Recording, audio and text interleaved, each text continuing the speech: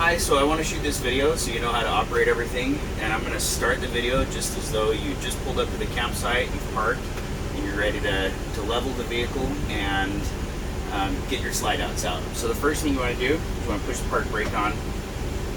Once the park brake is engaged, then the automatic leveling will work.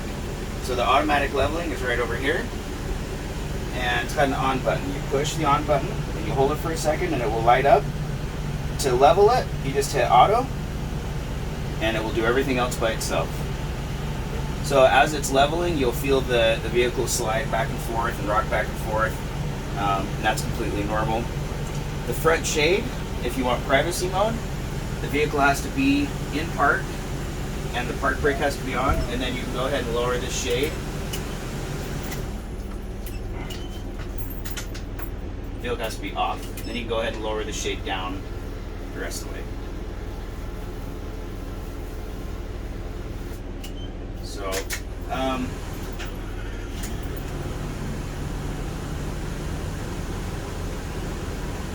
okay, so let's move back to the pop-outs. So this table while I'm right here, this table is removable. You just pull this up like this, you spin this, that comes out of the ground. But there's the table. So once you're here, the vehicle's level. To get the pop-outs out, the first thing you want to do is make sure that the captain's chair is slid in, and it will clear, this will clear the arm of the chair. And there's plenty of room there. As long as you haven't slid the chair back for driving, you should be good. Once that's slid in, come back here to the control panel. And at this point, if you're hooked up to shore power, you're good. If you're not, go ahead and turn the generator on. To turn the generator on, you just push up and you hold it, and the generator will start. Generator just runs off of fuel from the fuel tank, so there's no separate fuel for the generator. So generator's on, I've got the air on. Let's go ahead and do the slide outs. Super simple. There's a sign here just reminding you to make sure the captain's chair is in all the way. Once you're there, you just push and hold out, and that pop out will slide out.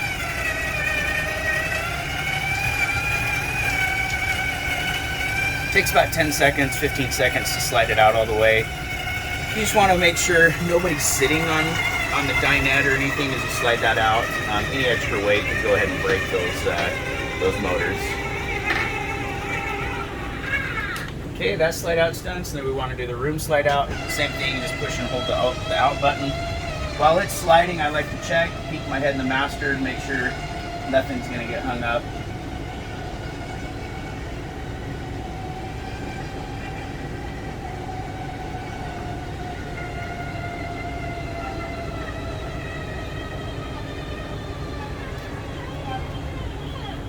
Okay, so now your slide outs are out. To use the bunk here, so this is how it's going to be set up for you. This cushion right here is for the dinette bed. You can tuck it back behind there if you want. So for the purpose of this video, we're going to move it into the master. This bed here, if you just put a little upward pressure, there's two little pins you pull. That lets this bed come down, and then you can throw the pillow up there. This jack couch bed, to operate this, if you just lift up on the front of the bed, you'll see it'll pull up and you just pull out like that. Okay, so now this bed's ready. The ladder back there, that's for the front. So let's go ahead and grab this ladder. It's for the front bunk. Now the front bunk, in order to operate it, vehicle has to be in park, which we're already there. Over here by the door is the button, and it's right down here. It does have a key, so it will lock it so that nobody can operate it while you're driving. But you just push and hold that button. This front bunk will come down. Go ahead and move this ladder so I can see it's going to be a problem.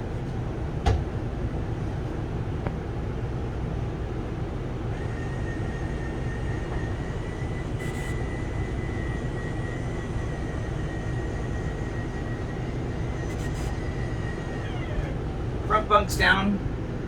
Please don't step here because that'll break and it's relatively expensive to repair. So just use the ladder if you're using the bunk. It just locks into place, let the ladder slide in. The front bunk's ready to go. Pillow and bedding. So the bed will be made. The pillow is in the master bedroom, and I'll show you those in just a second. To make the bed here, the easiest thing to do here is just go ahead and sit down, slide to the center of the table. If you put your hand and knee under the center of the table and you push everything up at once, that will pop up. And then just lean the table up on this side. These legs, just like the leg up here, to get them out, you just turn it. So you just turn it counterclockwise, and that will loosen, pull out. You just store them under the bed. Do the same with the other side.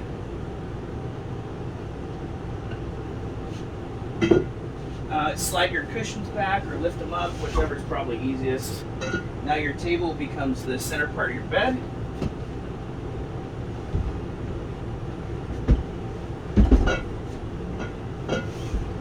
Looks like lifting those cushions up is going to be the easy button there.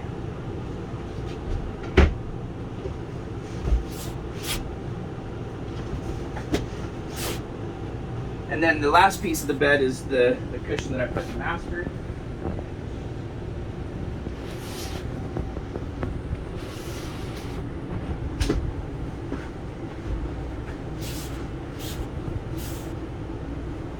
Okay, so this bed's ready to go. To reverse it, it's just the opposite process. So let's go ahead and unmake the bed.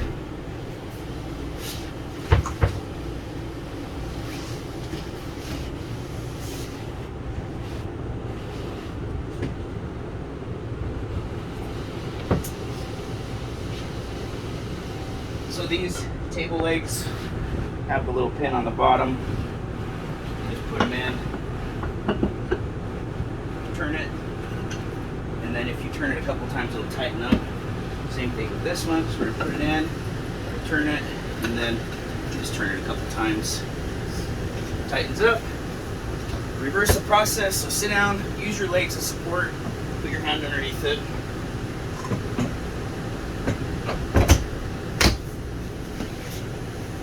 And then go ahead and drop your cushions back down.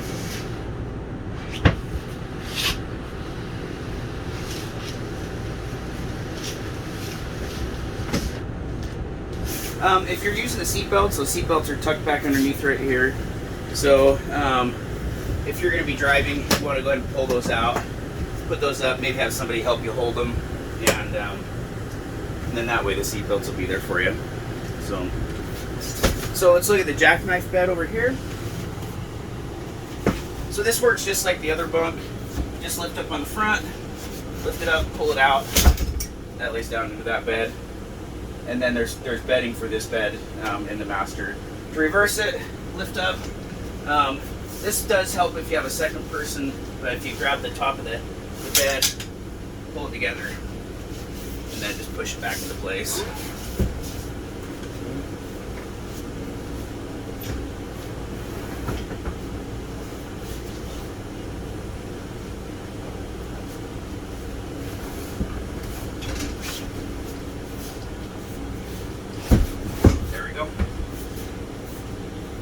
Okay, so let's look at the fridge real quick while we're right here. So the fridge will work on either electricity or propane. If you just hit the on button once, it says LP, that means liquid propane, and that's what I would probably leave it at. It's going to be your best option. And then if you want it colder, you can change that with the mode. Actually, the mode changes it whether you're off the battery. So leave that there. Set temp. It's on 9. That's the coldest. And then you got a nice big fridge, freezer. As far as your kitchen area, these are stuck down, so they shouldn't move around on you. Pull these out. If you're going to be traveling, I'd probably leave these in. If you're not, you can just put them under the sink, slide them down the side of the sink, or lay them flat. There should be plenty of storage here as you stock up your groceries. Remote for the TV. It's going to be right up here in this cabinet, and then there's a bowl and some paper towels up here. This drawer here, it's not a cutting board, it just helps give you more counter space. So if you don't want to use it, just grab both sides and push it back. Here's your cutting boards, here's some towels, salt and pepper, and then some sticks for roasting marshmallows. Utensils, going to be in this drawer. And then the bottom drawer is just open, so as you get groceries and stuff. This drawer under the stove is going to have your spatulas and utensils for using the grill. The stove is much like an old school furnace where you have a pilot light. So what you want to do is turn it to light, and then you can spin this over here, and that will spark the stove. Okay, so got these on. You can see then it will spark and light. So that's how the stove works. If you're going to use the oven, that works the same way. You turn it to pilot, you push that pilot, you hold it, you spin this, the oven will light, and then you can go ahead and set your temperature. Shouldn't be anything in the oven, just the grate. Microwave's just like a normal microwave. We do have this cover in it. We recommend you use that so it doesn't make a mess of the microwave. You just put that over your plate. The rest of your kitchen houseware is going to be up here. So bowls, cups, plates. There's some pots and pans, some dish soap. Okay, let's move. This right here gives you another area, some more countertop space. To put this down, you have to lift this up. There's a little arm that attaches on this side. You just pull this arm back out of the way, and that lets that fall back into place. While we're here, I guess we can look at the control panel. So control panel, if you want to check your tanks, you hit your battery button, shows the battery is full, fresh tank is full. Black is a third, but it's actually empty. And then gray is a 2/3, and that needs to be emptied. You can test your propane. You hit that one, propane's full. These are all just like a switch. Up is on, down is off. So we want to turn the water pump on. We go ahead and hit that on. This Arctic is if you're using the RV in the winter and it's going to be cold, you want to go ahead and turn that on, and that'll heat the floor of the RV to keep the pipes from freezing. Water heater. So the water heater is either electric or propane. So you go ahead and click that water heater button on, and now it's going to be heating the water tank. When you're done, and you're going to pack up for the day, if you're going to be driving somewhere else, I just recommend shutting all these off. Unless you're traveling in the winter, then leave that one on. The generator, when you're done, to turn it off, you just push down. That will shut the generator off, but it also shuts the AC off. So we're going to go and turn that back on. And this is just like a key for a vehicle. If you push this and hold it up, you'll hear the generator start, and then you can release it. Bathroom. So this toilet, if you've never had an RV before, it's got a foot flush, and if you're going to be doing a code brown, you want to go ahead and prime the toilet. You just push the foot pump down a little bit, and that's going to go ahead and get a little bit of water in the toilet. And then when your code brown's done, you go ahead and push it all the way, and that'll flush it. So, everything else, your towels are going to be up here. Extra toilet paper's up here. And then there's some more bath towels down here, hand towel. Soap dispenser is stuck down again, so it shouldn't fall around while you're driving. Underneath the sink's open for personal effects. And then the shower curtain, we just have a curtain. Just if you're in the shower, I just make sure that it's inside of the tub area. It's not on the outside, otherwise you'll get water all over the floor. And then when you're traveling, if you just throw it back up over the top like this, then that will let the shower curtain dry and it won't be hanging in the tub. Tablets. Oh no. So the shower, the way the shower works, it's got hot and cold. We've got this switch right here on it. So if we got the shower on, will you turn the pump on? No, turn it back off. Okay, so for the shower, the faucets work just like like they would at home. So you turn these on. If you're trying to conserve water, this little button here, you can flick it, and that will just shut the water off at the handle. So you can get wet, shampoo, turn the water off while you're shampooing, turn it on to rinse, and then when you're done, you just turn these off. Okay, so let's come out here, and when you're traveling, I'd probably just hang this back up there. Not important if you don't, it can hang there while you travel. Just when you're using the shower, like I say, make sure that's inside the tub with you, so you don't get water all over the floor. Out here, you've got Some more storage here. The remote for the TV's just right in here. And you got some more storage down here. This vent's for the heater. If you come in the master, so in the master, the switch for the lights is on the wall. The air conditioning control panel for the master is there as well. There's lights over the bed. There's USB and normal outlets on both sides of the bed. For the window, it does have a window here, but it can't open. And it's only emergency exit, so if you pull these, the window will fall out and break. So only go out that window in case of emergency. Your bedding for the rest of the RV is going to be in here. So here's the pillows, here's the sheets. This is for both the dinette sleeper and the main jackknife couch. And then the comforters for both are right here as well. If you need to use the closet for hanging space, you can just take those pillows out and leave them on the bed while you travel. And then there's more pillows in this cabinet as well. So there's 10 pillows total. You will need to use all the pillows on the master bed if you have 10 people sleeping with you. 2 would stay in the master, and then the rest would go throughout the RV. These drawers here are open. Obviously, you can store your personal effects, and then there's more outlets and USB in here. So let's go ahead and pause the video and we'll go outside. Okay, so this door does close. If you're traveling, you want to make sure it's all pushed all the way over and locked. So if you can see, you can close it. If you need some privacy in the master, it will close. To unlock it, you just push down, and that lets it slide back open. Make sure you push it so it engages, and then even just give a little tug on it, just so you're not, when you're traveling down the road, this door doesn't slide and slam in and break stuff. So, okay, well now. Okay, so now that we're outside, it has an awning. If you want to use the awning, the vehicle has to be in park. You want everything leveled. You want the key off, otherwise the awning won't deploy. This door, you want to make sure you hold this door so it doesn't hit the arm of the awning. So if you'll see the awning arms right here, if this door is out like this, it can hit it and break the door off and the awning. So to use the awning, there's a switch just right inside the door here. It says awning in, awning out. You want the awning to go out, so put your left hand on the switch, hold the door with the other hand, and go ahead and roll the awning out. Now as the awning goes out, once it clears the door, you can go ahead and lean the door back where it goes. But you don't want to extend the awning too far either. So there's an inner flap of the awning. You'll see it pop down here in a second. Once that pops down, that's as far as you want to go.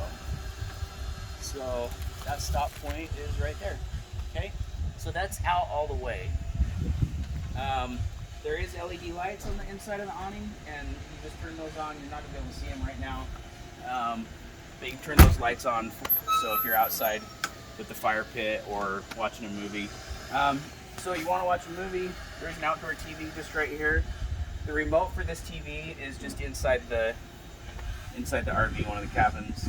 And then you've got speakers right here. For the compartments that are out here, let's just go through some of them real quick. So this is your battery box. Shouldn't have to get in here. The only time you might have to is if a fuse pops for the automatic leveling. The fuse is just in the back here, and it's just a breaker. You just flip the breaker back. Otherwise, don't store anything in here. This compartment here is for storage. You can see you've got a lot of space here. Here's an outlet, so if you're going to run an extension cord for something outside. If you've opted for the fire pit is just right here. This just hooks into the propane. So you go and take the fire pit out, and kind of like a air compressor, it has a propane connector that just hooks right in. It just snaps into place, and your propane is right here. So you can pop that down. Go ahead and you would snap your stove on there, and then there's a lever right here that turns the propane on or off, and you just turn that on, and then your fire pit is good to go. For the other compartments, this is just some more storage.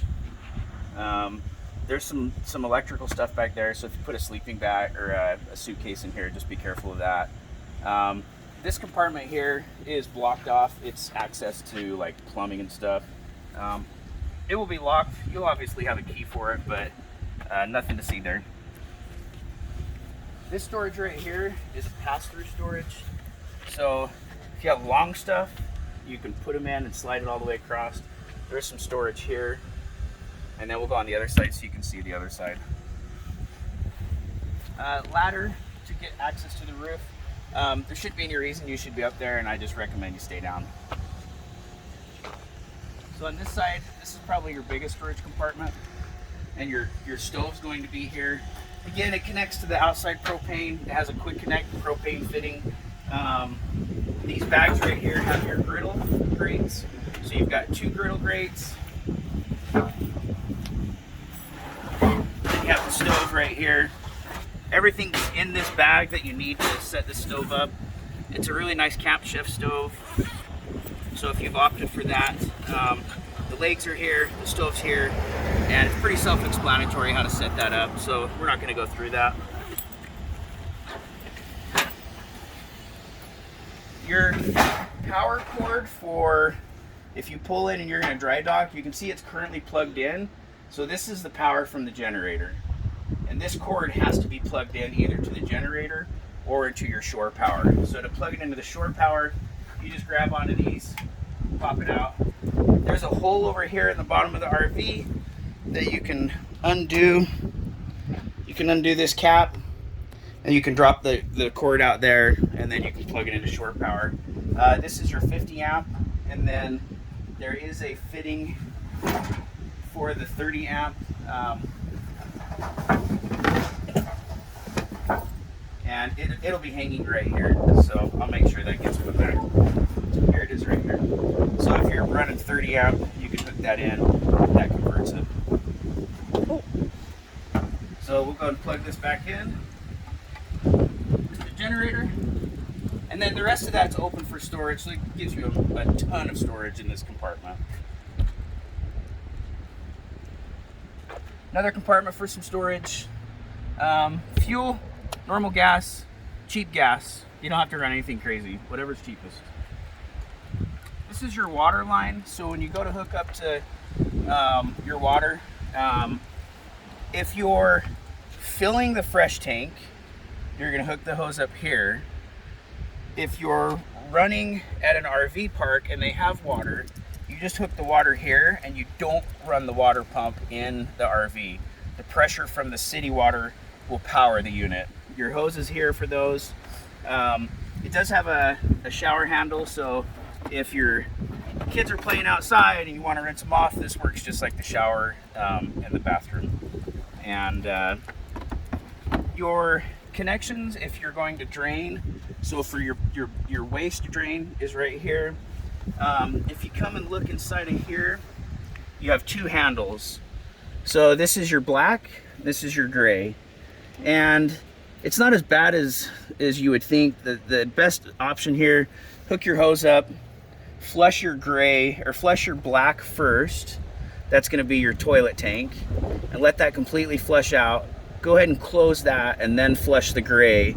By doing that, the gray water is like, water that's from the sinks or the shower, and that will flush the hose out and flush all of the yucky stuff out of the hose. Your RV hose for storage is going to be right here, RV dump hose. And if you open this up, here is, you set this out so that you have a constant downslope to the drain. And then here's the hose right here. And it has a nice storage compartment. You just throw it back in there. You can also store other stuff in here too, suitcases or whatever. This compartment here, just some more storage. Actually, no, I'm sorry. Generator in this department, so probably never need to get into here. This compartment here, just another small storage compartment. And then your propane tanks here. So if you have any issues and you have to shut the propane off to the whole motorhome, that's done right here. When you go to refill it, just take it to a gas station that has propane, let them do it, but they'll refill it right here. And then a manual gauge is right here.